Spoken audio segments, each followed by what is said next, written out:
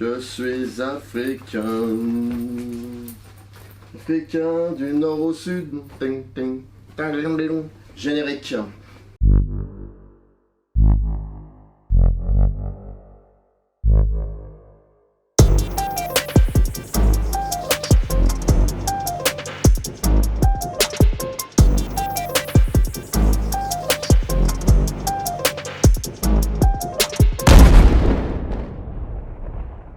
Salut les kids, quatrième épisode de Fait Croquer. Je vous rappelle un petit peu la situation.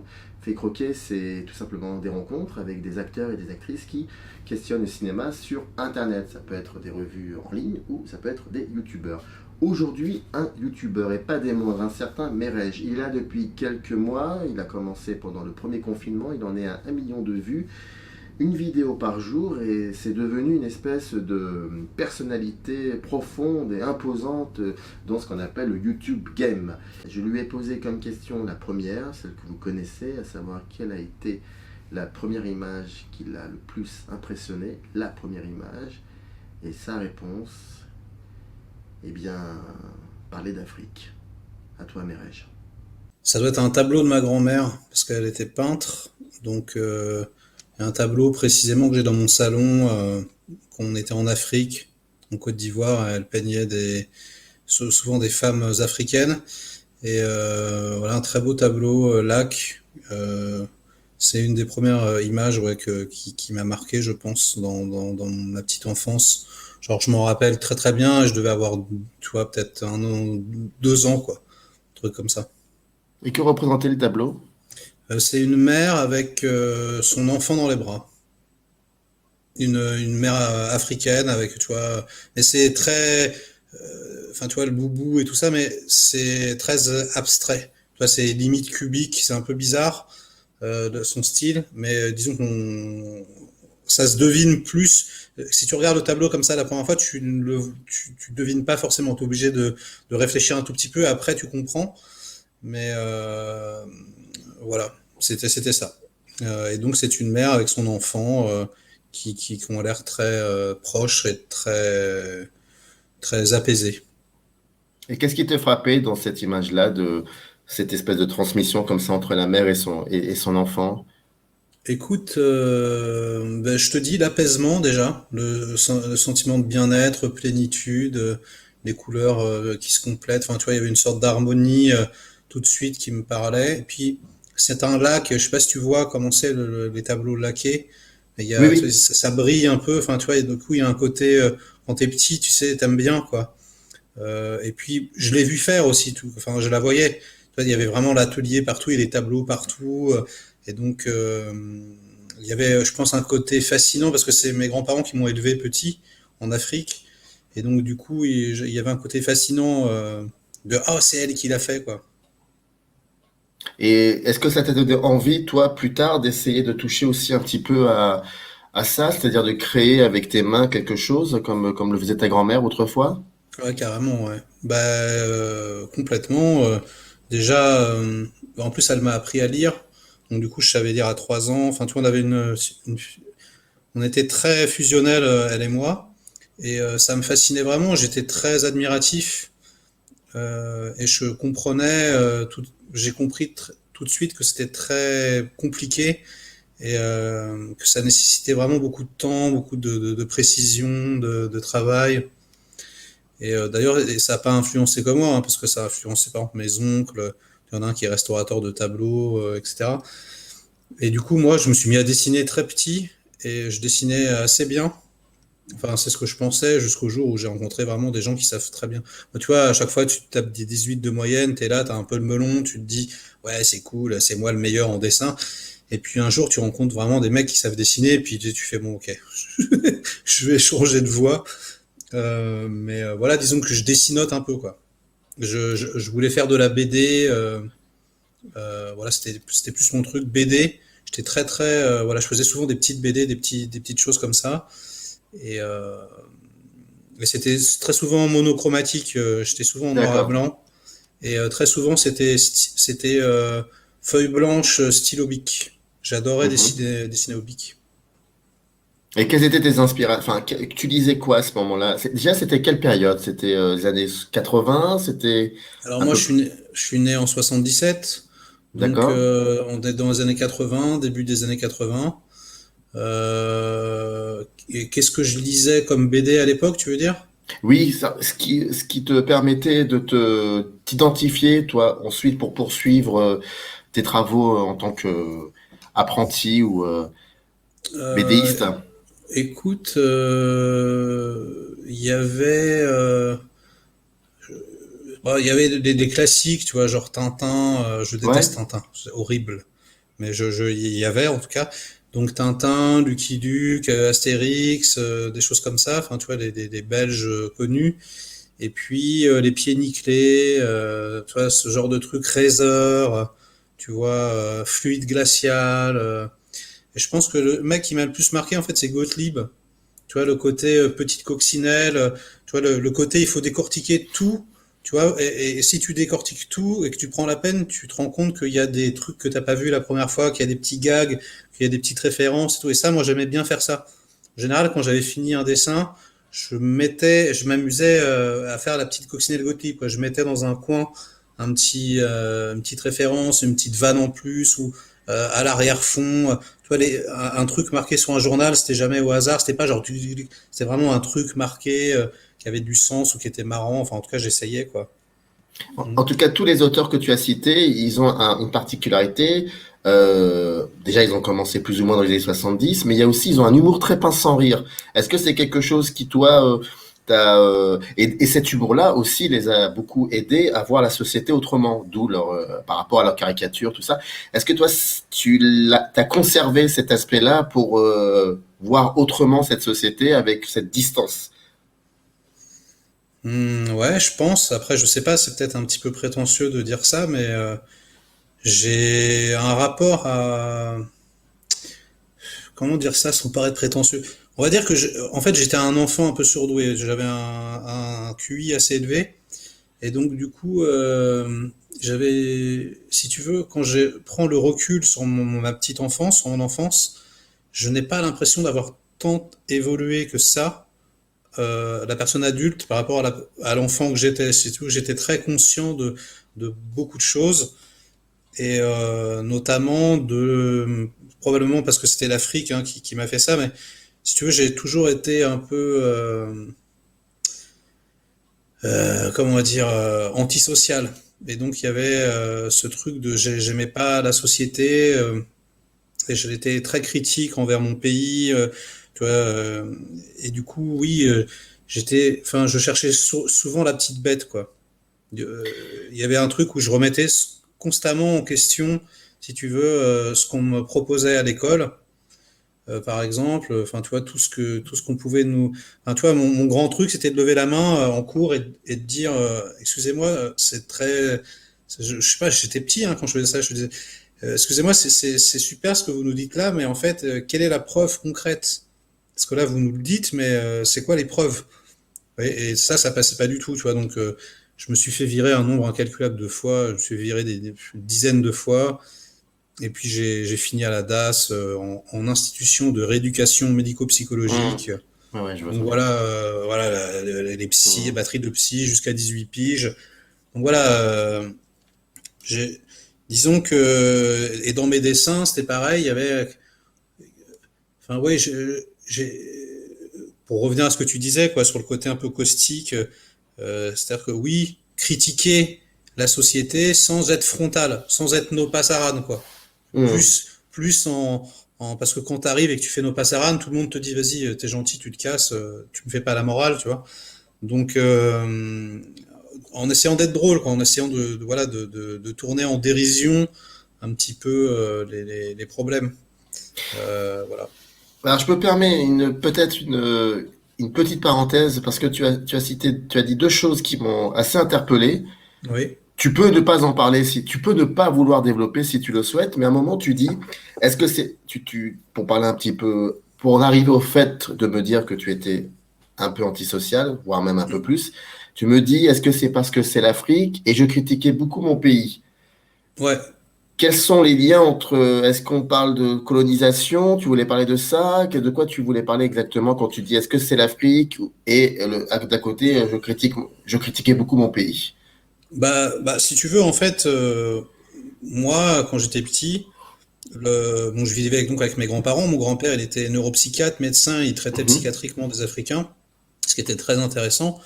Mais ça faisait des années qu'il faisait ça. Mon père également a vécu en Afrique longtemps, etc. Et du coup, c'était pour me faire profiter de l'expérience. Et en gros, mon grand-père voulait se barrer. Et puis on lui a dit, écoute, non, on a besoin de toi ici, donc reste et on te file une super baraque. Donc en gros, moi, tu vois, je vivais dans une baraque de ministre, d'un ancien ministre, faite en marbre, avec piscine et tout.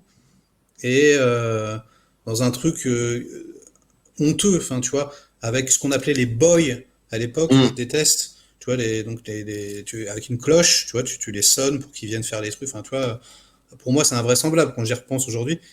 Et, euh, et si tu veux, quand je sortais dehors, c'était à Boaké, je voyais la misère concrète, quoi. Et en fait, je comprenais pas.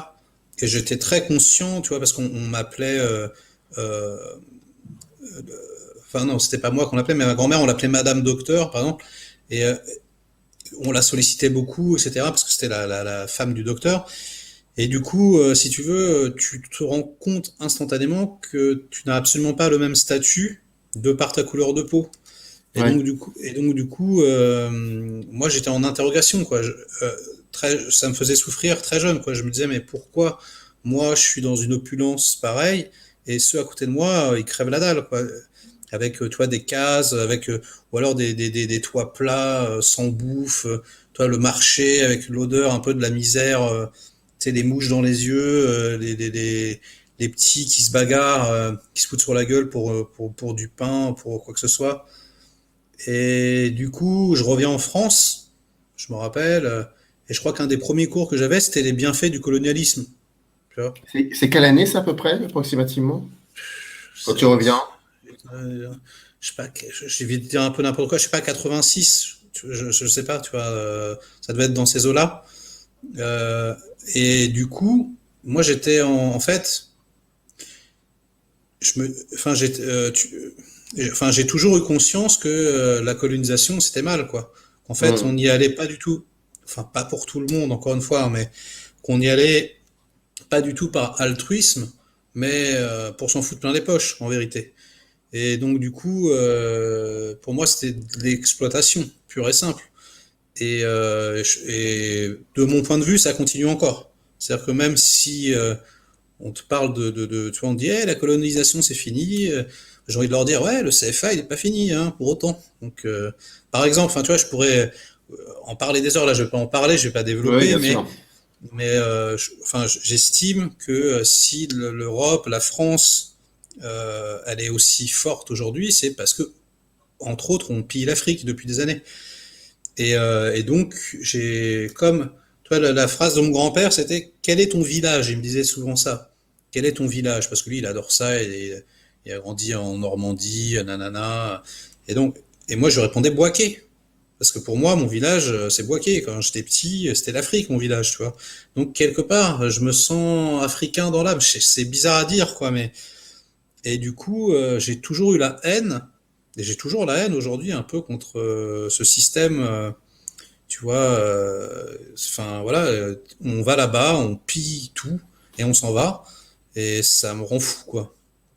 Ça m'attriste. Enfin, c'est vraiment le truc qui me fait le plus de mal, quoi.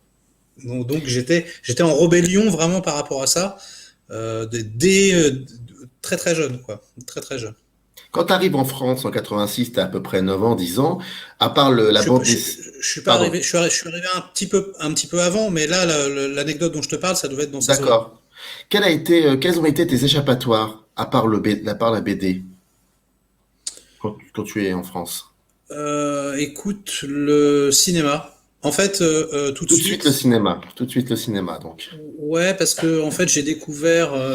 Bah, mon père, en fait, il avait. En fait, c'est toujours un mec qui a aimé la technologie. Tu vois, c'est le premier à avoir des compacts disques, par exemple, etc.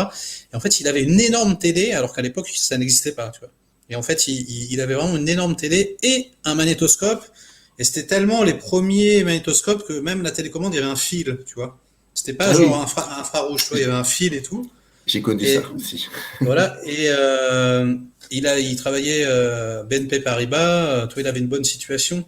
Et donc, il y avait un vidéoclub et il louait énormément de cassettes. Et même mes grands-parents en Afrique, pardonne-moi, je me sers un petit verre. Je t'en prie.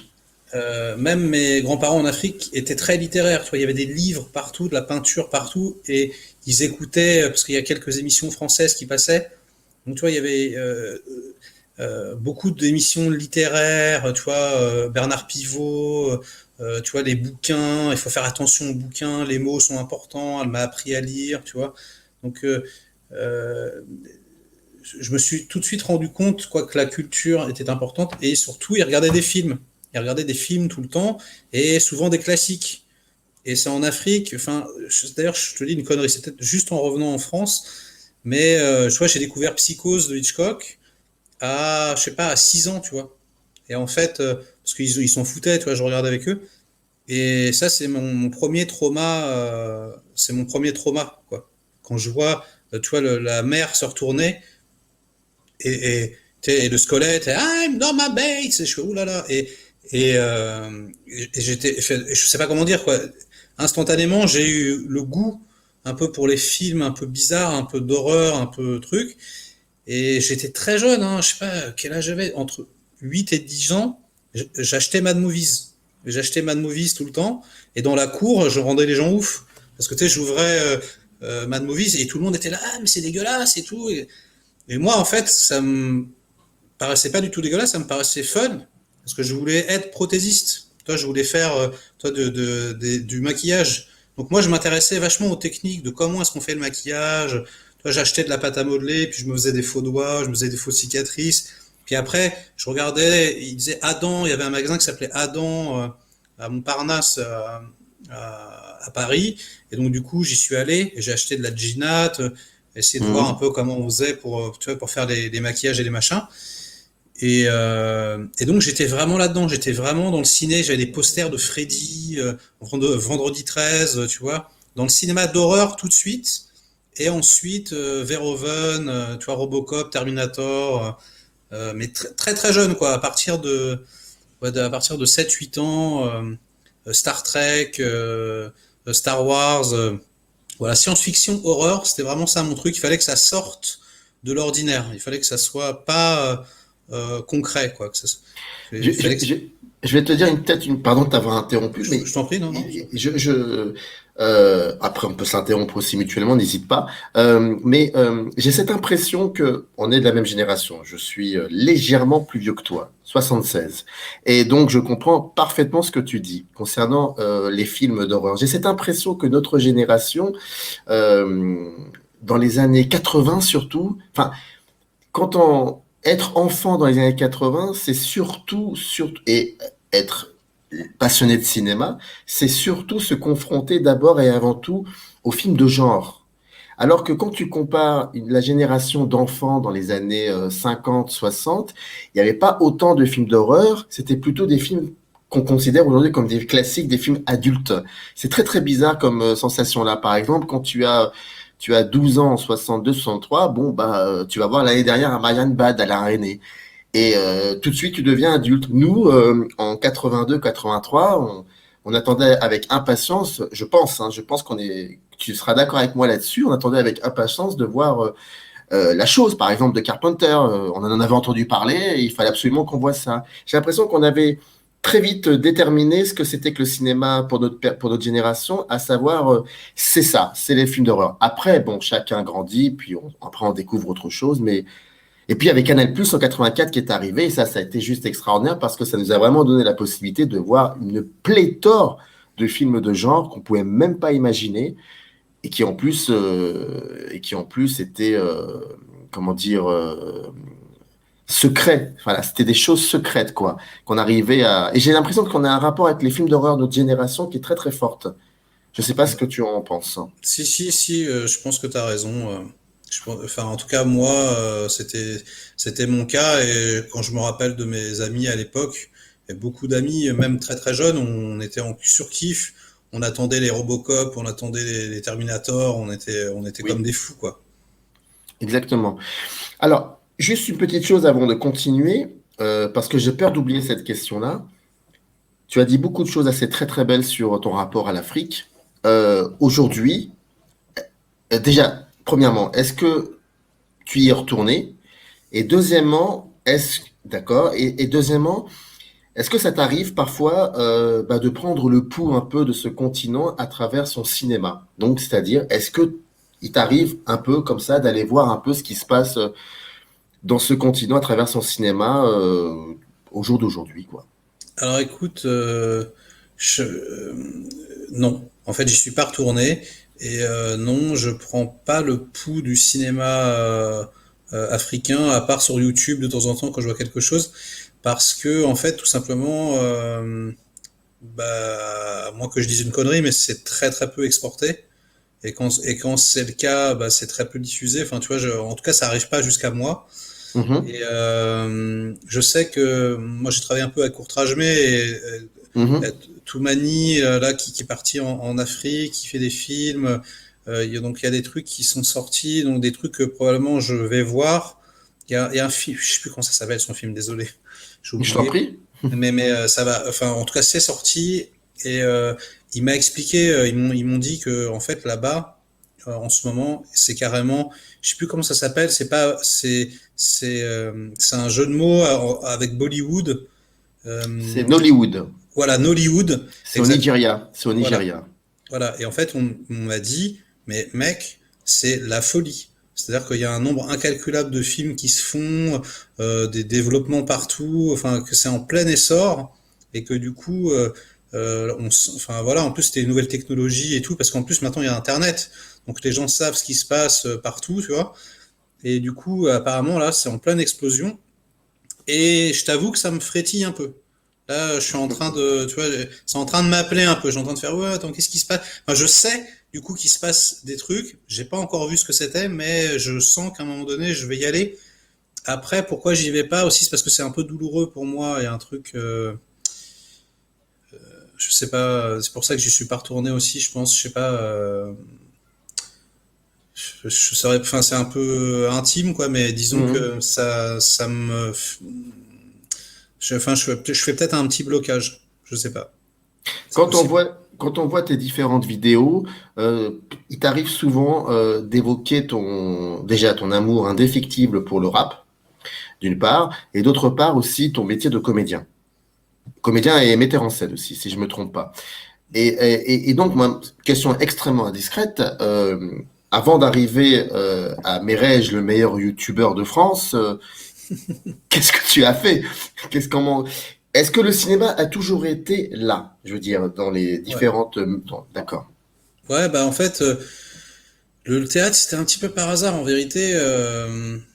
Moi, comme je te disais, j'étais donc un peu en maison de redressement, quoi. Ouais. Et en fait, la plupart des gens là-bas, moi, tu vois, en 18 ans, il y a que deux mecs qui ont eu leur bac là-bas sur les centaines de personnes, dont moi et un autre mec, tu vois, à 18 ans d'intervalle, tu vois. Et en fait, les mecs, je les ai traumatisés. En fait, comme j'étais vraiment très très bon élève, ils m'ont fait une faveur, ils m'ont dit, plutôt qu'aller faire BEP chaudronnerie ou je ne sais quoi, parce que c'est tout ce qu'on faisait, tu vois, on avait tous dans des... Ils m'ont dit, bah écoute, vu que t'es bon, on va te permettre d'aller à l'école à l'extérieur. Donc du coup, j'allais à l'école, dans une vraie école, à Moléon, dans le Béarn. Et ensuite, j'ai changé à Pau. Donc, ouais, Moléon, c'est Pays Basque et Pau dans le Hum, Béarn. Et donc, du coup, j'allais en fait à l'école. Et comme un fait exprès, enfin, c'était vraiment une coïncidence de ouf, à Pau, il y a une des seules écoles de France qui fait le COEF7 théâtre-cinéma. Tu vois, c'est la full option, tu vois. mhm.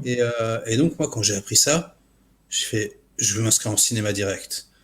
Et donc, je suis allé voir le prof enfin, je me suis inscrit en cinéma. Et on m'a dit, ouais, mais en fait, désolé, il n'y a plus de place. Et donc, moi, j'ai fait, oh merde, j'étais dégoûté. Et la nana me dit, mais il y a de la place en théâtre. Et pour l'instant, il y a 16 filles, un mec. Et moi, comme j'étais, tu vois, en internat que avec des mecs, vas-y, y a pas de problème, on va en théâtre tout de suite. Et donc, du coup, bah, c'était vraiment uniquement parce que j'ai entendu ça. Tu vois, j'ai fait, OK, on y va. Pardon. Et du coup, là, j'ai découvert le théâtre. Et j'avais, en fait, parmi les meilleurs profs que j'ai jamais eu. Tu sais, c'est incroyable, parfois, la vie, quoi. Et tu sais, ils m'ont appris vraiment des trucs, toutes les bases, tu vois, les maîtres à penser, Peter Brook, Mouchkine, etc., etc. C'est vraiment des très, très bons gars. Et en plus de ça, je suis allé voir le prof de cinéma et je lui ai dit, écoute, Jean-Paul Duchon, paix à son âme, je lui ai dit, écoute, moi, euh, je, c'est impossible que je fasse pas cinéma. Donc, est-ce que c'est possible que je vienne, même si je suis pas noté, si ça compte pas pour la moyenne ou quoi aux caisses, mais est-ce que je peux suivre les cours et tout? Et donc, il m'a dit oui. Donc, en fait, je faisais les deux options, mais j'étais noté que sur une seule option. Mais je participais à tout ce qu'ils faisaient, les courts-métrages, les machins et tout. Donc, j'ai réalisé également des petits courts-métrages là-bas. Et quand je suis revenu en France, j'ai fait la fac, Censier, la Sorbonne Nouvelle. Pareil, je voulais m'inscrire au cinéma, mais il n'y avait pas de place, donc j'ai fait théâtre, full option théâtre. Et donc j'ai rencontré plein de gens, et c'est pareil, et du coup j'allais en auditeur libre. Bon, il y avait quand même des cours de cinéma et tout, hein, donc c'était cool. Mais j'allais dans plein d'autres cours en auditeur libre, des cours de ciné, etc. Et puis, du coup, j'ai continué le théâtre, quoi. J'ai fait le conservatoire. Et puis après, j'ai fait l'école supérieure d'art dramatique pendant 3 ans avec le père de Marion Cotillard, Jean-Claude Cotillard, génie, qui lui travaille essentiellement sans parole. Donc, c'est un peu comme du mime, mais un peu étrange, quoi, un peu caustique. Et donc, du coup, je suis tombé complètement amoureux de son style.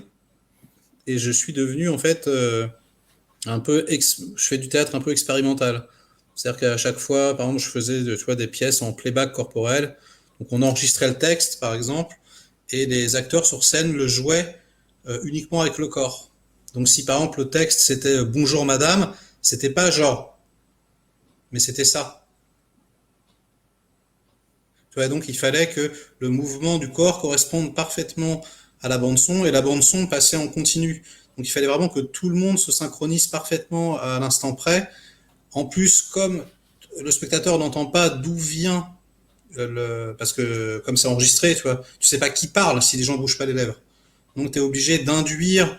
Il faut que par exemple s'il y a une personne qui parle, que les deux autres regardent la personne ou tu vois faire tout un tas de subterfuges. Donc c'est très très intéressant.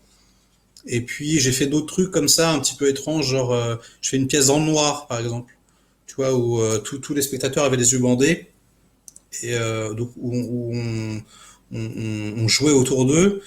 Et ça, c'était incroyable parce que comme tu vois, le spectateur, il est confronté à son propre imaginaire, en fait, il accepte tout, il croit à tout. Et du coup, dans le noir, tu peux faire des milliards de trucs qui ne marchent pas du tout sur scène normalement. Tu vois, par exemple, une scène de cul, une scène de sexe, au théâtre, c'est horrible.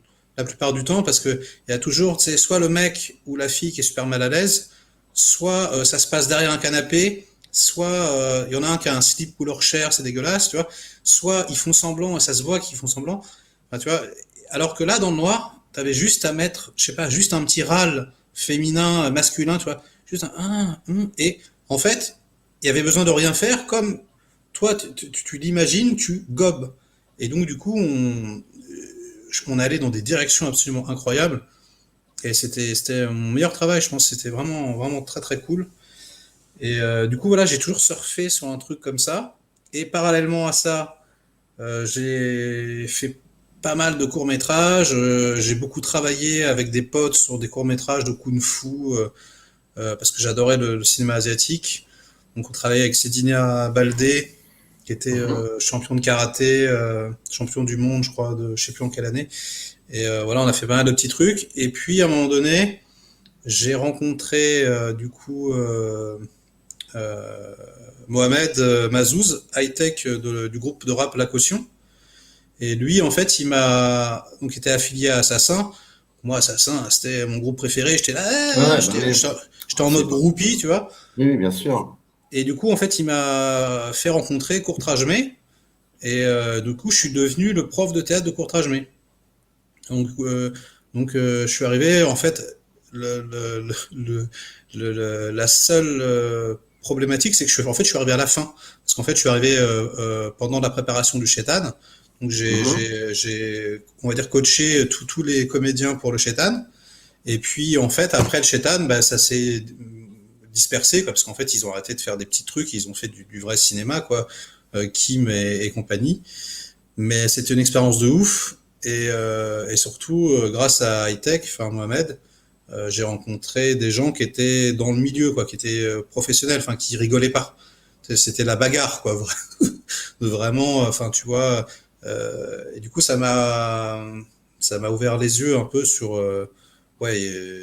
Enfin, ça m'a fait rentrer un peu dans un autre monde, quoi. Tu vois, parce que de toute façon, en vérité, ça marche que comme ça. Le milieu du cinéma et même du théâtre, c'est qui tu rencontres et la famille que tu crées autour de toi. En vérité, si tu as du talent mais que tu rencontres personne, c'est pas obligatoire, mais il est fort probable que tu ne fasses rien parce que tout le monde va s'en foutre parce que tu es introduit par personne, quoi. Si, malheureusement, c'est souvent le cas. C'est souvent le cas.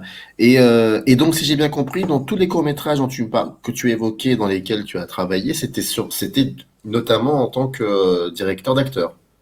Alors, bah, il y en a. En fait, ça dépendait. Je faisais plein de trucs différents. Au début, j'étais cadreur aussi. Donc, je Donc, tu as faisais touché à la caméra, hein. Tu as vraiment ouais, touché à la caméra. ouais. Je faisais cadreur, je faisais comédien, je faisais direction d'acteur. Je participais à l'écriture du scénario. Parfois, j'étais là. J'avais aucun statut particulier, mais je dirigeais quand même plus ou moins les choses, ou je donnais des conseils. Parfois j'étais co-réalisateur, parfois j'étais réalisateur. Euh, mais si tu veux, dans la technique court-métrage, Mohamed notamment, il y avait un truc qui est très cool, je trouve, c'est en fait fais. Ferme ta gueule, mais fais-le. Tu vois, et donc du coup, il n'y a pas tellement d'ego de qui fait quoi, mais juste il faut le faire, donc on se bouge le cul et on le fait, quoi. Sans que ça soit, tu vois, c'est moi qui l'ai fait, c'est ceci, cela, enfin tu vois, ça c'était vraiment bien, quoi.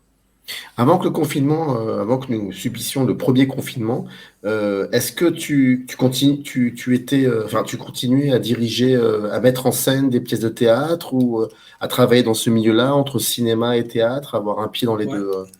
Ouais, carrément. Bah, en fait, je travaillais avec donc le Grand Colossal Théâtre et Mhm, Dacha Théâtre, et moi-même parallèlement tout seul parce que bah, je fais mes projets tout seul aussi. mhm.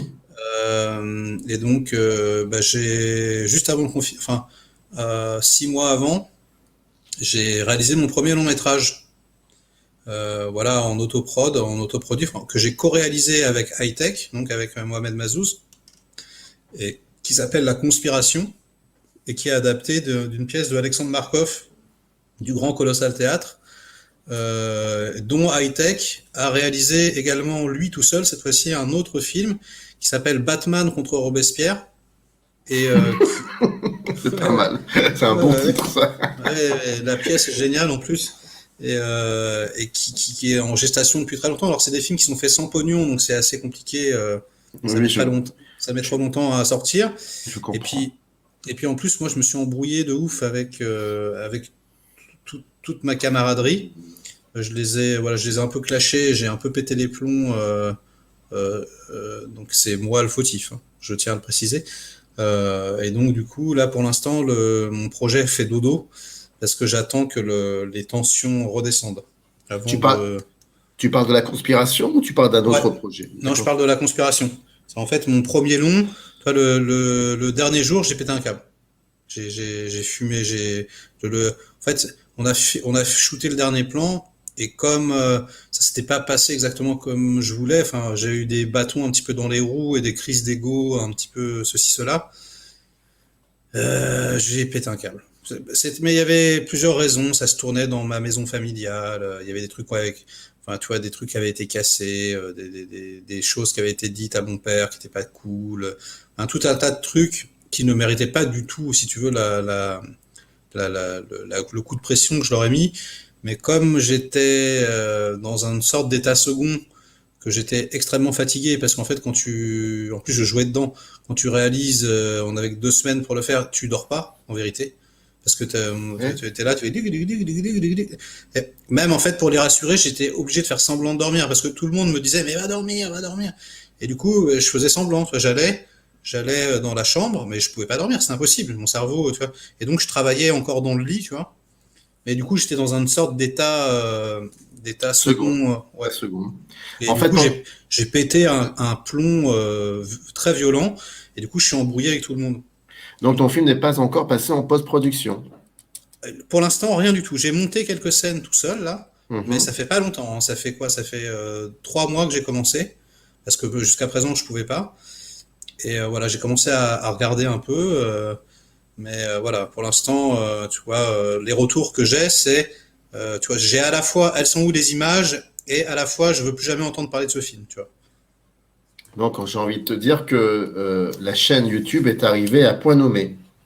Ah bah ouais, ouais, ouais, la chaîne YouTube, moi, c'était vraiment, bah en fait, quand le confinement est arrivé, je reprends toujours cette image, mais tu vois, j'avais vraiment l'impression d'être, tu vois, dans Star Wars, et que les murs se resserraient, tu vois, dans le vide Ah, ordure, tu vois.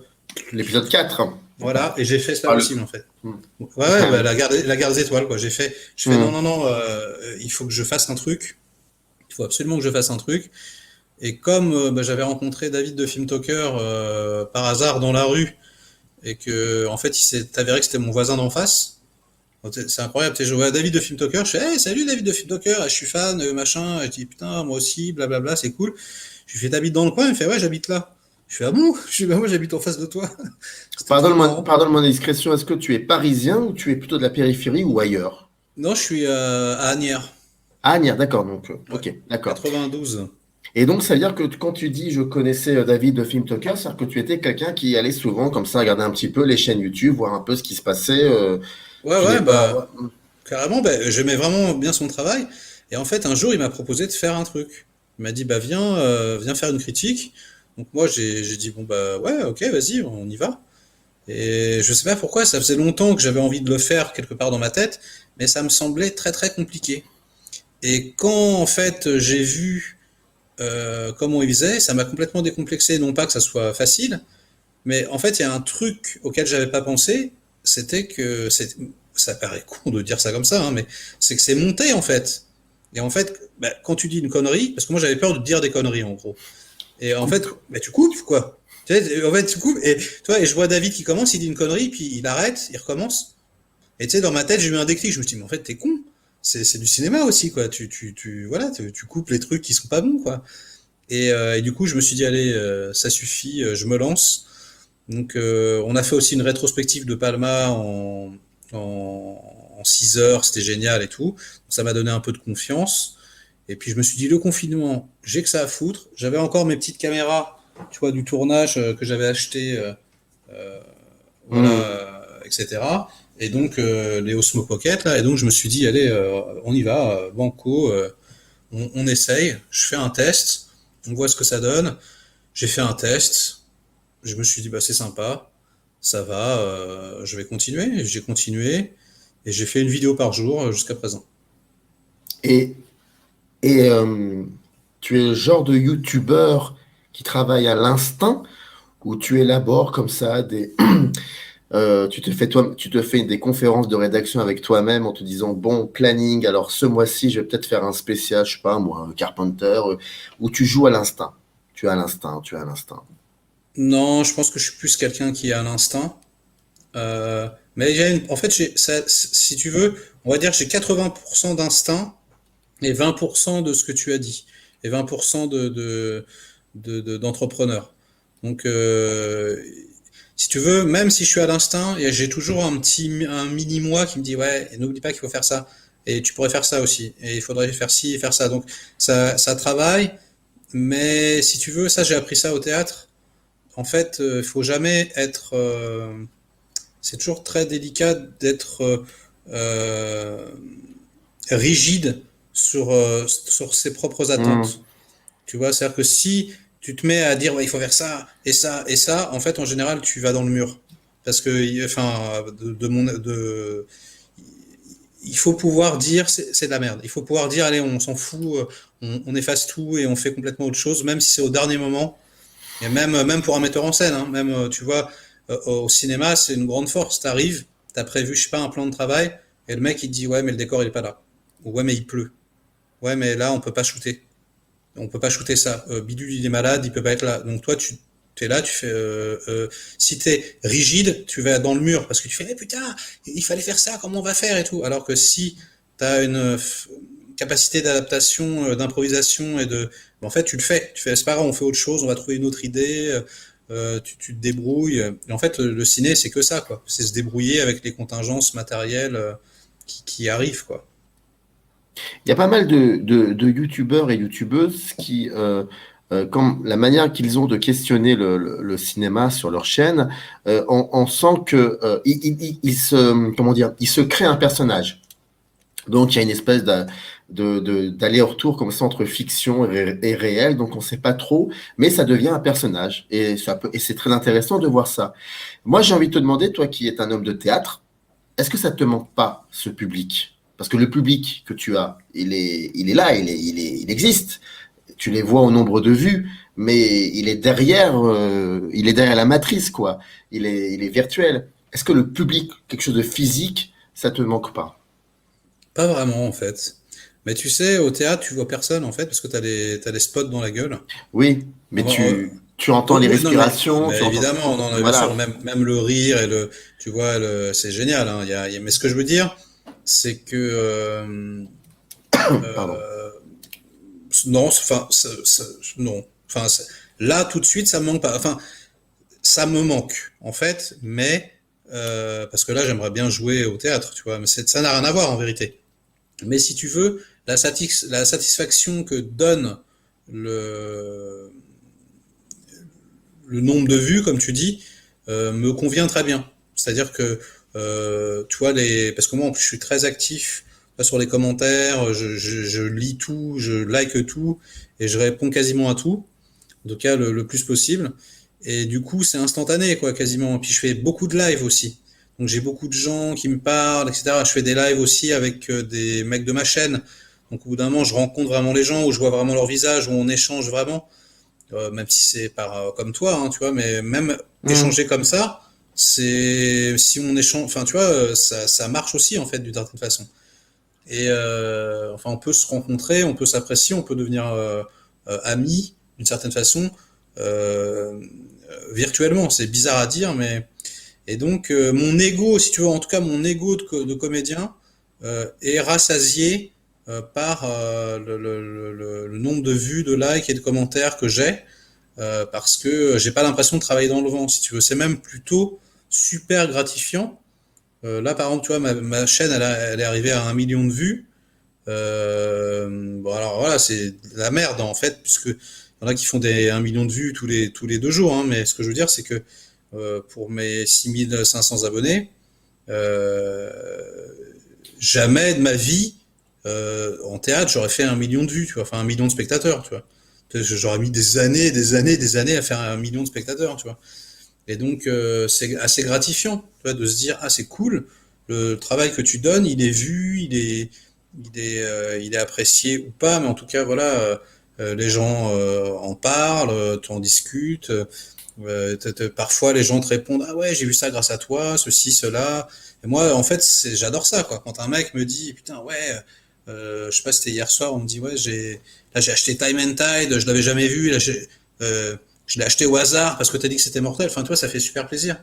Et donc tu comprends ce que ça peut donner sur parce que pour l'instant, je me sens pas du tout influenceur, mais j'imagine les mecs qui ont vraiment énormément d'audience, ça doit être super galvanisant. Ça peut même être peut-être dangereux. Tu vois, tu dois peut-être même pouvoir péter un plomb en disant Je ouais, pense. Ouais, je tu pense que vois. ça peut être dangereux, oui. Tu te sens comme critique de cinéma? Alors non, pas du tout en fait. Bah, j'arrête pas de le dire. Après, on va peut-être croire que je troll quoi. Non, moi je me trouve assez médiocre hein, d'une certaine façon. Déjà parce que j'ai excessivement de lacunes. Euh, il y a énormément de choses que j'ai pas vues, énormément de pans de cinéma que je maîtrise pas du tout. Et, du coup, à ce niveau-là, enfin, c'est la honte, quoi. Enfin, tu vois, c'est pas possible. Et puis, pour moi, critique, c'est plus une tradition en fait littéraire. C'est plus écrire des articles.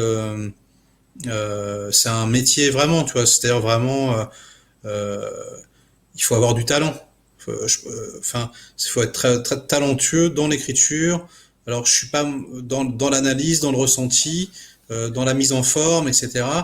Et pas juste, tu vois. Enfin, je veux dire, il y a plein de critiques sur Première. C'est pas des critiques. Mm. C'est des gens qui font des critiques. Enfin, tu vois ce que je veux dire. Très Euh, bien. enfin, un grand critique, un bon critique, je sais pas, comme dans les cahiers, par exemple. Je sais pas, les cahiers, on peut dire ce qu'on veut, mais c'est passionnant. Enfin, quand j'ouvre, j'achète pas toujours les cahiers, hein, mais quand j'ouvre les cahiers et que je lis, je trouve ça 100 fois plus passionnant que n'importe quel SoFilm, ou même si c'est cool SoFilm, hein, ou Première que j'achète, tu vois.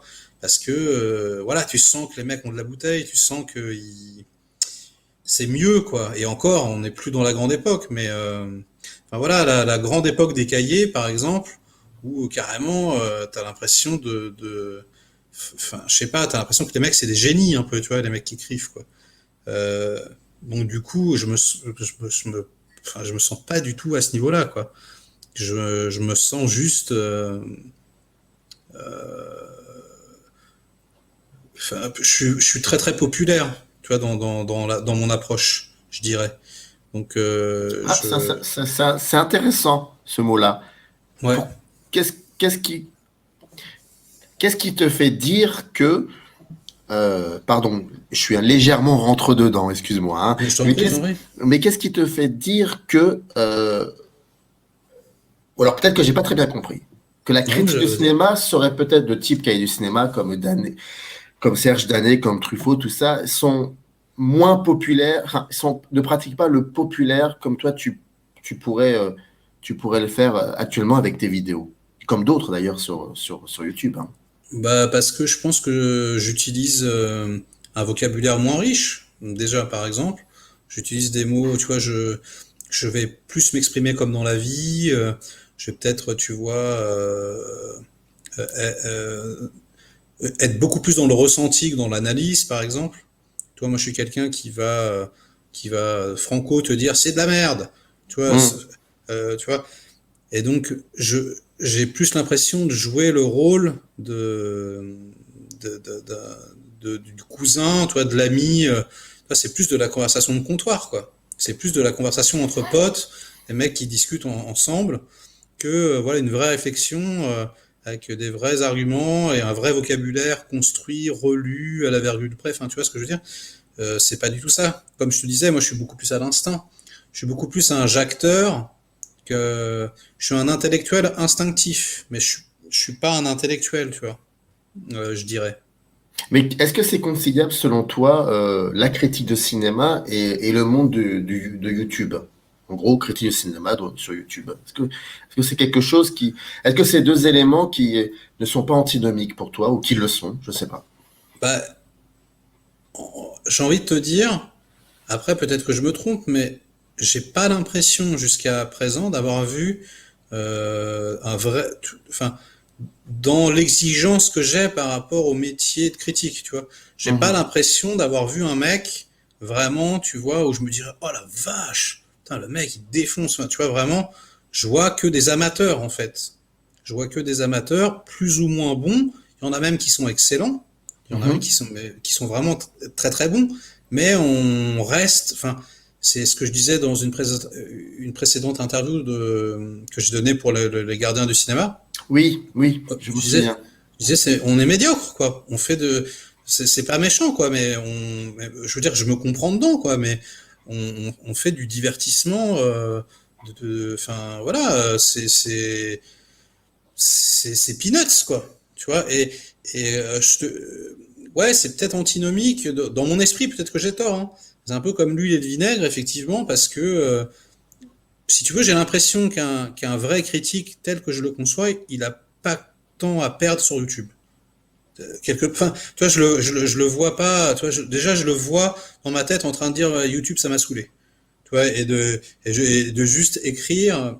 Pour moi, c'est une tradition littéraire. Encore une fois, c'est donc, mais c'est dans mon esprit. Hein, je dis pas que j'ai raison. Hein, après, quelqu'un d'autre pourra dire le contraire et avoir, comme dirait Yves Pignot, on peut tout Hmm. faire et son contraire. Mais pour moi, en tout cas dans mon ressenti, je pense pas. Je pense que tu as plutôt raison. Je pense que, enfin, dans ce que tu disais au début, je pense que oui, c'est un peu antinomique pour moi. Après, je ne demande qu'à être surpris, tu vois, voilà, je, tu, tu- ce qui s'en rapprocherait le plus comme ça, je te dis de la merde, hein, mais c'est des émissions de cinéma, par exemple, que je vois, je sais pas, là je pense au Cercle sur Canal, par exemple. Oui. Mhm. Voilà. Donc ça déjà, ça aurait plus tendance à s'en rapprocher, tu vois. Même si ça se la raconte mais ça m'intéresse quand même. Hein, je veux dire, même si Oui. c'est pas du tout encore ce que, mais tu vois, il y a quand même, on sent qu'il y a une exigence quand même. Il y a quelque chose de, il y a un truc en plus quand même, tu vois. Et, euh, et voilà, c'est cette exigence-là, si tu veux, je la retrouve pas du tout dans le YouTube Game.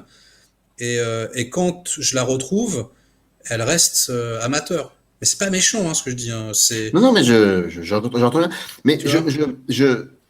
je finis par te poser ces questions-là parce que, étant donné que je suis assez observateur de ce qui se passe sur le game, premièrement, effectivement, j'avais constaté que tu étais extrêmement, que tu avais beaucoup de recul avec cette question-là parce que tu y avais déjà répondu avec parcimonie lorsque tu avais donné l'entretien aux gardiens du cinéma. Donc il y a ça. Deuxièmement, j'ai vu aussi qu'il y avait avec beaucoup de retard, mais j'ai vu qu'il y avait ce groupe composé de youtubeurs et de une ou deux youtubeuses qui s'appelle le CCU, je crois, si je me trompe pas, dans lesquels Ouais. tu as déjà participé. Je crois le dernier, tu as participé.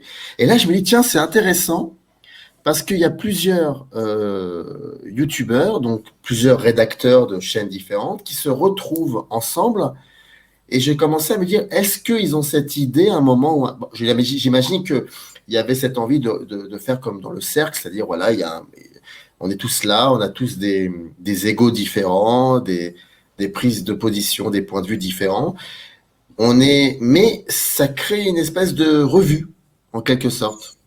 Et la question que je me suis posée, c'est que si toi, un jour, enfin, si quelqu'un vient te voir et te dit, voilà, moi j'ai ma chaîne YouTube, mais j'aimerais créer une revue c'est une nouvelle chaîne YouTube qui serait une revue dans laquelle il y aurait plusieurs YouTubeurs qui auraient leurs propres émissions. Est-ce que c'est quelque chose qui t'intéresserait ou tu préfères toi plutôt rester dans ta position, travaillant sur l'instinct, en solo, tranquillement, voilà. Ah non, non, non, moi j'adore toutes les expériences. Donc, non, non, le faire, tu vois, j'ai fait des podcasts aussi avec Zoltan à 3 ou 4, Oui. c'était Mhm. super. Non, non, moi je suis ouvert. Enfin, tu vois, c'est ça aussi être instinctif. Ah non, il n'y a pas de problème, quoi. Des trucs à 2, à 3, tu me proposes un truc à 40 même, je serais partant. Hein. Tu vois, Non, mais là où je veux en venir, c'est que le fait qu'à un moment ou à un autre, quelques personnes se sont posé la question et on finit finalement par se dire, faisons une émission en commun, je me suis dit, tiens, ils reprennent exactement les mêmes réactions, les mêmes gestes que leurs prédécesseurs, mais dans la presse écrite, dans les années 50, 60, 70, tout ça. Mhm.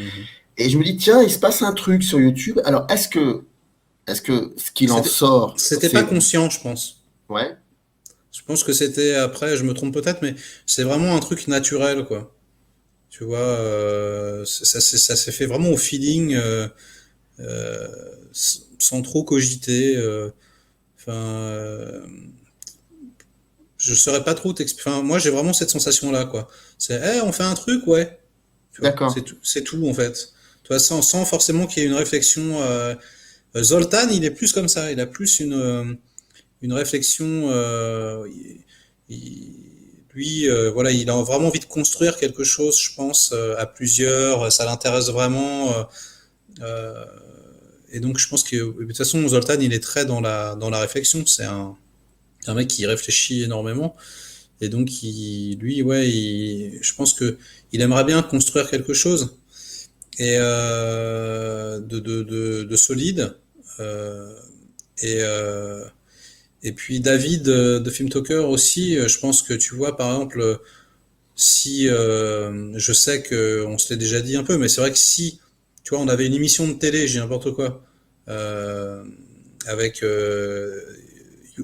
enfin, lui, il adorerait ça, quoi. Je pense faire une émission de télé enregistrée avec trois, quatre youtubeurs, ça serait son grand kiff, je pense. Parce que quand on vous voit dans cette, enfin, quand on les voit dans cette émission, ça leur arrive aussi de poser la question de la légitimité. Et je me dis que s'ils se posent cette question et qu'ils se permettent de se filmer en train de la poser, c'est qu'à un moment ou à un autre, c'est quelque chose qui les tiraille un peu, qui vous tiraille. Mais toi, j'ai l'impression que cette question-là, tu l'as réglée depuis très longtemps, la Ah ouais, légitimité de distanciation, de la critique, tout ça, c'est un ah truc ouais. que tu as réglé depuis très longtemps. Ah oui, bah oui, parce qu'en fait, bah ça c'est le théâtre. En fait, le théâtre, tu te fais dégommer. Enfin, tu vois, c'est-à-dire t'arrives et tu joues devant des gens, et les gens, soit ils rient pas, soit ils applaudissent pas. Ou soit ils applaudissent comme ça, tu vois. Donc tu sais instantanément si c'est bien ou si c'est pas bien. Et, euh, et surtout, en fait, euh, donc si tu veux, j'en ai tellement pris que je suis immunisé, on va dire, ça c'est la première chose.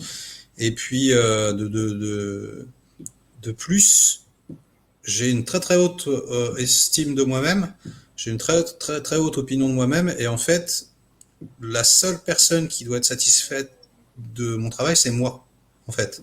Et du coup, je fais vraiment les choses pour moi.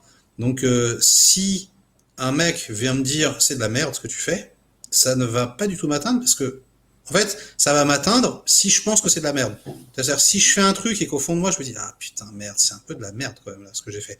Et qu'un mec vient me dire eh mec, t'as fait de la merde là. Là, là, ça va me faire chier, tu vois.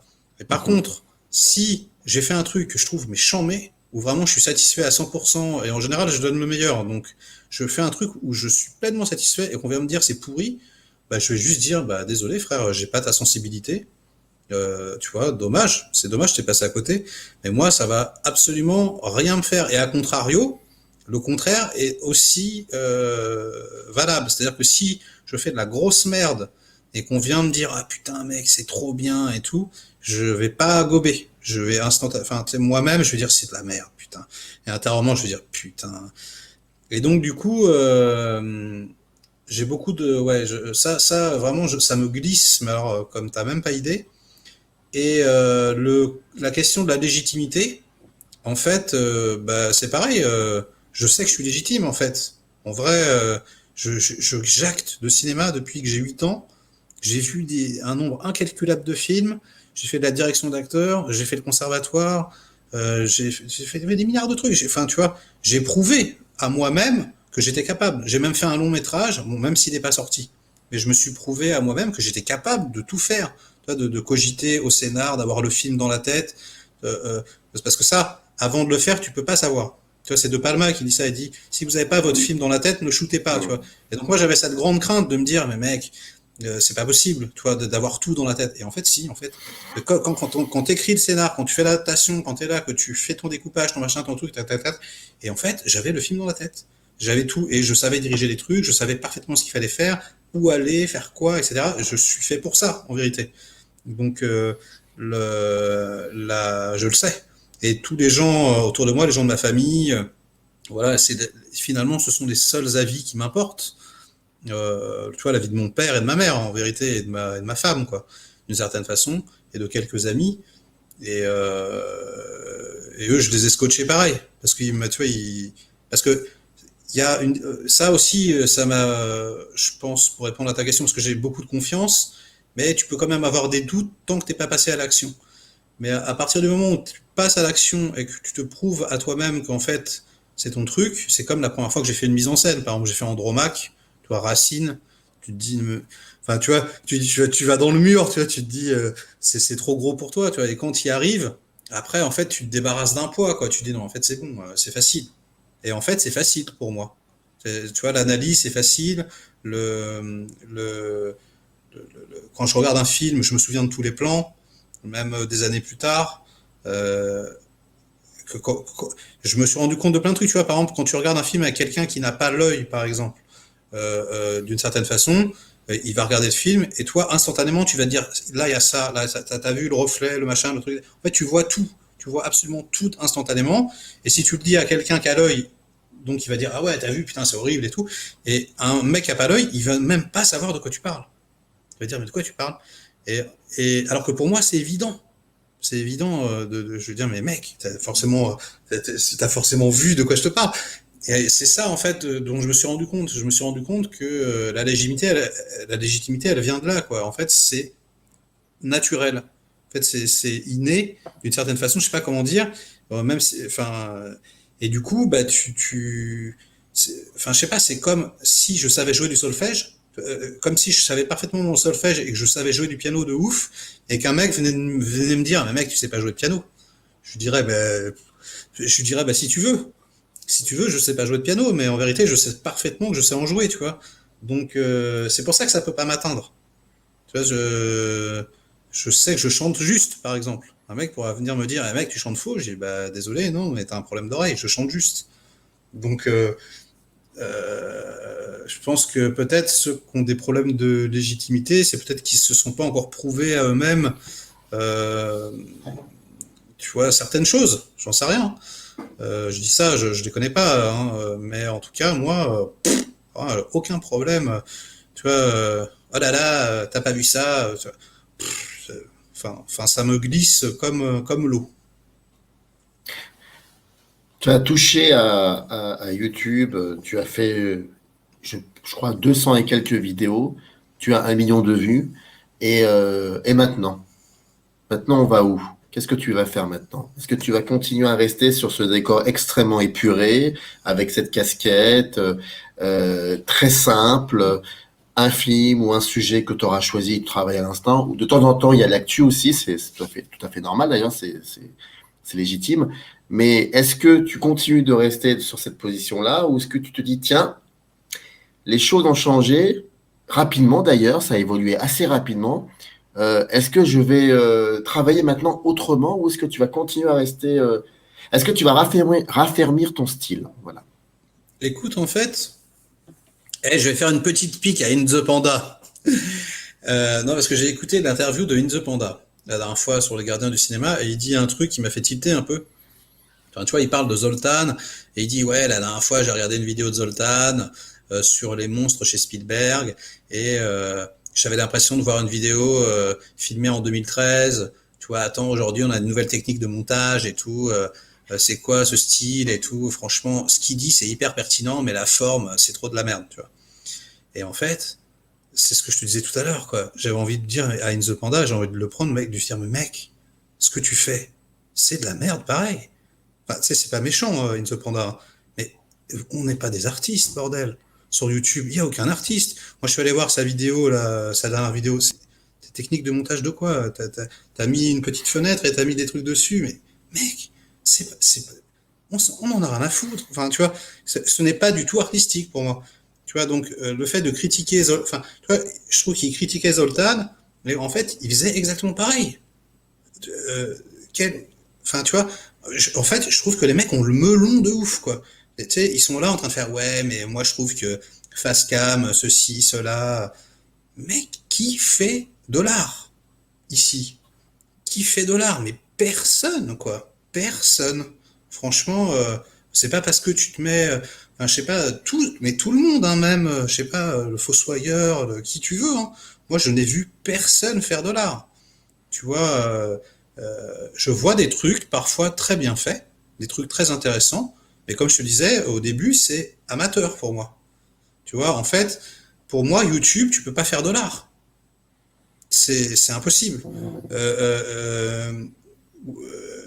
Ou alors, tu fais un court métrage, un long métrage, et tu le diffuses sur YouTube à la rigueur. Tu vois, bon, à la rigueur, si tu fais un. Mais le court métrage, il faut que ça soit un putain de court métrage, tu vois. Il faut que ça soit à la hauteur de mes attentes, tu vois. Moi, YouTube, c'est pour rigoler. C'est pour rigoler. Tu vois, en fait, c'est pas du tout. Tu sais, je suis pas en train de me prendre au sérieux, de faire ouais, alors attends, ceci, ça. C'est pour ça, les gens, enfin, tu vois, le In the Panda qui disait ouais, mais la forme et tout. J'ai envie de lui dire, mais mec, mais on s'en branle de la forme. Ce qui est important dans la vidéo de Zoltan, c'est ses arguments et ce qu'il dit. Quelqu'un s'en fout de ouf, quoi. Enfin, tu vois. Et c'est pareil, ouais, ils sont face cam. Mais c'est super d'être face cam. Moi, j'écoute des milliards de gens face cam. Moi, ce qui m'intéresse, c'est l'argumentation du mec, Hum. son discours, son bagou, son charisme, tu vois. Et c'est pas du tout, enfin, tu vois, un montage avec des images de ouf, machin. Mais mec, si t'as Bah, envie, une The Panda, j'ai envie de lui dire, mais si t'as envie de faire de l'art, va faire un film, va faire un long métrage, fais des courts métrages, et ce n'est pas sur YouTube que tu vas faire de l'art, tu vois. Enfin, en fait, je comprends. Enfin, tu vois, il y a vraiment un truc pour moi de melon, de ouais, mais arrêtez quoi, c'est médiocre. Tout, mais c'est pas méchant encore une fois, c'est médiocre, c'est-à-dire c'est amateur, c'est-à-dire tout le monde est médiocre pour moi. est-ce qu'on parle vraiment de cinéma sur YouTube? À savoir, alors ma question est un peu, elle veut dire plein de choses et en même temps elle veut rien dire. Mais ce que je veux dire, c'est que est-ce que celles et ceux qui parlent d'un film, lorsqu'ils parlent sur un film, est-ce que on sent une construction, une argumentation bien construite avec des parallèles avec d'autres films, l'intérieur du film, le plan, sans faire. Là, je parle pas comme tu disais, de la forme. Hein. Là, je parle vraiment bien du fond, ce qu'ils disent, quoi. Est-ce que selon toi, réellement, on parle vraiment de cinéma c'est Truffaut, hein. Cette phrase, d'ailleurs, elle est extrêmement galvaudée, tellement qu'elle a été réutilisée je ne sais combien de fois, à savoir que tout le monde est critique, tout le monde a deux métiers, le sien et celui de critique de cinéma. Alors que personne se permettrait de vulgariser l'architecture, la peinture, mais le cinéma, il y a quelque chose qui est très mystérieux, peut-être parce que c'est un art du présent et c'est un art populaire aussi à la base déjà, et tout le monde peut parler de cinéma, tout le monde pense parler de cinéma, mais en sculpture, si par exemple demain, j'imagine, Mireille, demain, toi, tu fais un vlog sur la sculpture, j'imagine que tu vas essayer de connaître toute l'histoire, la base, qui ont été les plus grands enfin, alors que dans le cinéma, et je parle pas pour toi, mais dans le cinéma, j'ai l'impression que si on sait pas, si on connaît pas la base, c'est pas grave. C'est pas Ouais, grave. ouais. C'est un truc qui est très mystérieux Mais t'as et tout j'ai du. résumé. Mais t'as tout résumé. C'est pour ça qu'on est médiocre. C'est exactement pour ça. C'est, en fait, non, on parle pas de cinéma. Enfin, tu vois, enfin, par rapport à mon niveau d'exigence, si tu veux. C'est ce Oui, que je te oui. disais. C'est ce que je te disais. Mais les mecs qui parlent de cinéma, en fait, ils écrivent. Et en fait, ils sont pas là, ils sont pas sur YouTube, tu vois. Et en fait, c'est la vulgarisation de l'art, du ciné à plein régime, quoi. Et en fait, euh, les gens, à partir du moment, moi je sais pourquoi je pense, ça se passe comme ça avec le cinéma, c'est parce que il y a l'identification instantanée. Moi je te parle même pas de catharsis et tout, de défouler des instincts primaires et tout, mais l'identification, c'est-à-dire que quand tu vas voir un film, tu vis une expérience sensorielle à 100%, et donc pour toi elle est intime et vraie et juste. C'est-à-dire que tu ne peux pas remettre en question le sentiment que tu as ressenti. Et si quelqu'un vient te jacter en te disant que ton ressenti c'est faux, tu vas juste lui dire, mais mec, tu dis de la merde. Ce que j'ai ressenti, c'était vrai puisque je l'ai ressenti. Tu vois ce que je veux dire? Et donc, comme on a un rapport intime avec ce ressenti et cette vérité, eh ben on va parler comme si c'était la vérité. On va dire, bah oui, alors, nanana. Et en fait, euh, c'est pour ça que tout le monde s'embrouille sur le cinéma. Parce que, Mm. en fait, on est tous intimement convaincus d'avoir raison. Et quand on te critique sur, en fait, ton ressenti, quelque part, t'as l'impression qu'on insulte ton intelligence, quoi. Et de dire, ouais, mais attends, tu peux pas me dire ça, de toute façon, t'es un connard, t'aimes pas Batman, Dark Knight, t'es un trou du cul. Il y a un truc comme ça. Et, euh, et oui, mais moi, enfin, t'as parfaitement raison, quoi. C'est-à-dire que limite, tu te fais insulter, tu vois. Limite, moi j'entends, tout le monde est cinéphile. Mais vous êtes ouf. Tout le monde est cinéphile, mais ça va pas la tête. Tout le monde est amateur de cinéma, oui. Tout le monde aime le cinéma, certes. Tout le monde est cinéphage, peut-être. C'est pour ça que je me considère cinéphage. Tout le monde bouffe des films, oui, mais être cinéphile, les frérots, c'est reconnaître toute la base et l'histoire le ressenti, enfin tu vois, avoir fait des analyses et des analyses pendant des années, et en plus, pour moi, non seulement il faut connaître les bases, après ça c'est une première chose, après il faut les digérer. Donc, ce qui prend une deuxième, le deuxième effet qui se coule, c'est d'abord tu apprends, après tu comprends, après tu digères. Ça, c'est une première chose. Deuxième, troisième chose, et puis après, je pense que l'expérience, l'âge, ou parfois le génie, tu Oui, vois, le temps, le le temps, temps. mais bien sûr. Mm. Attends, les Ouais. mecs, il y a des petites 25 ans, de 20 ans, t'as envie de leur dire, les gars, prends un ticket et fais la queue, tu vois, c'est même pas méchant. Enfin, tu peux pas. Et en plus, c'est horrible parce que tu peux pas expliquer ça à un jeune, parce que tant qu'il a pas vieilli, il le sait pas. Tu vois, c'est exactement pareil que, enfin, tu vois, ça nous fait ça à tous. Quand t'as 15 ans, tu kiffes double impact avec Van Damme, c'est ton meilleur film. Et puis quand t'arrives à 30 ans, tu fais, c'est vraiment de la merde. Comment j'ai pu kiffer cette merde? Ben en fait, t'arrives à 45 ans, c'est pareil. Tu te dis, putain, mais ce que je pensais à 30 ans, c'est vraiment de la merde, quoi. Comment j'ai pu penser à un truc aussi con, tu vois? Et j'imagine que quand t'arrives à 65 ans, c'est pareil. Tu te dis, putain, à 50 ans, j'étais vraiment un connard, tu vois. Et donc, du coup, il y a un truc enfin, enfin, c'est pareil, la critique, je trouve après, je trouve qu'il faut avoir un certain âge, un certain bagou, une culture, non seulement cinématographique, mais aussi littéraire. Tu vois, il faut avoir lu, etc., etc. Et on va dire que le seul mec sur YouTube qui peut vraiment m'inspirer, où je peux me dire, ouais, lui, putain, c'est pas mal quand même. C'est Anal Génocide, tu vois. Anal Ah Génocide, oui, oui, oui. Ah oui, oui. Ah, je suis entièrement d'accord avec toi. parce que Oui, oui, il a une oui. putain de culture littéraire et ça se voit, enfin, tu vois. Oui, oui. Même s'il en joue et qu'il se fout un peu de ta gueule avec, mais je veux dire, Oui, mais il fait ça 5 minutes et après sa voix se voilà, radoucit et tu puis vois, justement, il te prend pas pour un hmm. con, quoi, tu vois. Et en gros, quand tu te fais bâcher par un génocide, tu peux juste fermer ta gueule. Parce que parce que le mec te démonte, tu vois, tes arguments pourris, les uns après les autres, quoi. Et, euh, et donc, moi, je me considère pareil que la plupart des gens, on est des amateurs qui ne faisons pas d'art, qui parlons de cinéma avec bagou, avec peut-être, tu vois, un peu de charisme, un petit peu de drôlerie. Voilà, donc on est des entertainers, mais on est digne du journal gratuit dans le métro, quoi. Et j'aime bien lire le journal gratuit dans le métro, tu vois. Ça n'a aucun autre, si tu veux, pour moi, aucune autre valeur que ça. C'est juste que tu peux très bien aimer. Je veux dire, il y a énormément de gens qui lisent le 20 minutes dans le métro. C'est cool. T'es là, t'as les informations, tu vois. Ah, tu vois, c'est marrant. Et voilà. Et ça n'a, tu vois, pour moi, ça n'a aucune autre conséquence que ça, quoi. Si tu commences à te dire, ouais, mais alors attends, machin.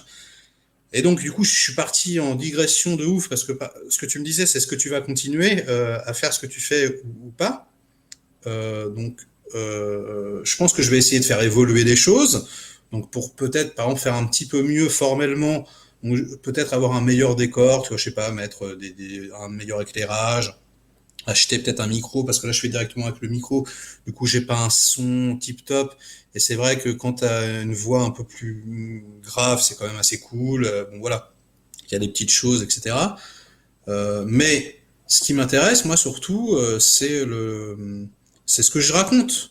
Donc, tu vois, est-ce que je vais faire du montage, est-ce que je vais faire de ce, peut-être, possiblement, ça pourra m'arriver, voilà, d'avoir envie de faire un petit court métrage, un petit machin pour m'amuser. Mais surtout, c'est jouer sur la forme. Tu vois, c'est jouer sur la forme. Donc, je pense pas que trouver des petites choses rigolotes, mais juste fun en fait. Fun, s'amuser, surfer avec ce qui se passe. Mais voilà, si j'ai envie de faire de l'art ou si j'ai envie d'être plus professionnel, je vais faire un truc professionnel. Je vais faire voilà, je vais faire un cours, je vais faire un long, ou je vais faire une pièce de théâtre, où là, je me considère artiste. Parce que là, je le fais vraiment au sérieux et je me prends la tête. Là, je m'en fous. C'est pas que je m'en fous, mais je, je, je travaille même pas, en vérité. Si je veux être tout à fait honnête avec toi, je ne travaille pas. Ça prend du temps, c'est-à-dire que c'est du travail, hein, monter, machin. Mais intellectuellement, c'est pas du travail. C'est peanuts, quoi. C'est je réfléchis 2 secondes, je fais allez vas-y, tu vois. Alors je réfléchis tout le temps, mais je veux dire, si je devais vraiment, parce que moi j'entends parfois ouais j'ai 1 mois de réflexion, de montage, je fais les gars arrêtez, 1 mois de machin, arrêtez tout de suite quoi. Enfin, il y a vraiment donc le truc de reconnaissance, enfin je sais pas, écoute, moi enfin en tout cas je suis 100% d'accord avec toi. Je pense que c'est n'importe quoi. Il y a aucun critique de cinéma sur YouTube. En tout cas moi j'en ai pas vu et que les mecs s'autoproclament cinéphiles alors qu'ils ne le sont pas. Et ça reste amateur. Et amateur c'est pas un gros mot, hein. Moi j'ai fait du théâtre pro et du théâtre amateur et j'ai pris plus de plaisir en faisant du théâtre amateur que du théâtre professionnel. Quand je dirigeais des amateurs, par exemple. Parce que justement, le truc qui est excellent avec les amateurs, c'est qu'ils n'ont pas les contingences financières sur le cul. Et donc, du coup, ils sont libres de ce facteur-là. Tu vois, libre de oui, mais machin, il est payé tant et ceci et cela. Tu vois, en général, ça brouille un peu le truc. Alors qu'en général, les amateurs font les choses par plaisir, uniquement parce qu'ils ont envie de le faire. Et donc, en général, c'est beaucoup plus agréable. Et voilà. Mais qualitativement parlant, si on tentait d'une certaine façon de dire que la critique, enfin comme l'art en général, hein, c'est censé quand même faire progresser l'être humain et de le changer un petit peu, on est peanuts, c'est de la merde. Enfin, moi ça me semble évident.